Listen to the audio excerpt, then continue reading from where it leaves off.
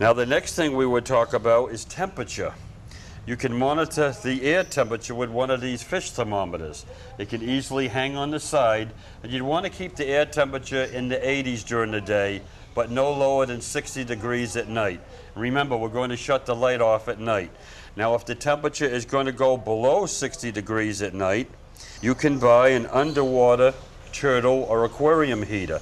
Suction cups and the tube with the element, the heating element. This goes completely underwater, including this part of the wire, and you suction cup it. Try to put it on an end where the turtles aren't busy, so they won't be climbing on it. But put this underwater, and then you set your thermostat according to the instructions on the package, and you can warm your water up. The water would be real nice and very efficiently usable if it was in the 70 to 77 degree range. We don't want to go too much lower. We don't want to go too much higher. The air temperature, low 80s to mid 80s would be fine. Probably low 80s are better.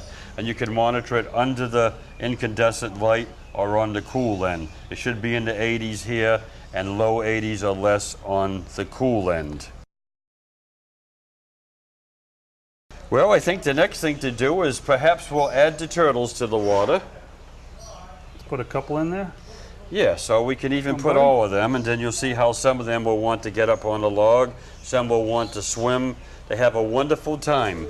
And then that's going to leave one more element that we have to add. And what is that? That's going to be the lighting. It's very important. Turtles do not function unless they're in bright light. This is the neodymium bulb. It gives off ultraviolet A. It also gives off heat and light, and it's very important to the turtles. This has a clamp on it, and you can get this at almost any pet store. And the best way to do it is to put it here, aim it towards the rock, and you need to use the appropriate size bulb. You wouldn't want to put a 250 watt bulb, perhaps 60 watt, maybe even 75 or 100. It all depends on the temperature of the air in your room. What's this one? Now this is an alternate bulb. This is called a spotlight. It concentrates into a narrow beam the light, the ultraviolet rays, and the heat. Some people like to use that and aim it at the top of the rock. It keeps warmth on the rock. It also helps to warm up the water. So you may need a combination of things to get the proper air temperature and the proper water temperature. You need to experiment a little bit according to the temperature of the weather in your area. Do we need a fluorescent bulb or a top with a baby turtle? Yes, it's a good idea. Let's go ahead and put that top on. Okay. You can still use the top with the clamp. You can move it over, or you can add something to the side of the tank, clamp the lamp on, and still shine it down. But for practical purposes, let's put this on this end like that so they can utilize it over their rock. Then we're going to put a fluorescent fixture on this end. What's the benefit of the fluorescent fixture? The fluorescent tube gives off ultraviolet A and B. The ultraviolet B rays are critical.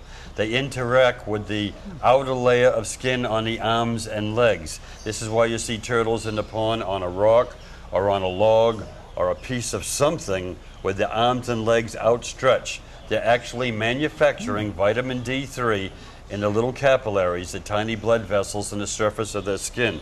When the vitamin D3 ends up in the stomach, this is what controls the uptake of the 2 parts calcium, 1 part phosphorus molecule.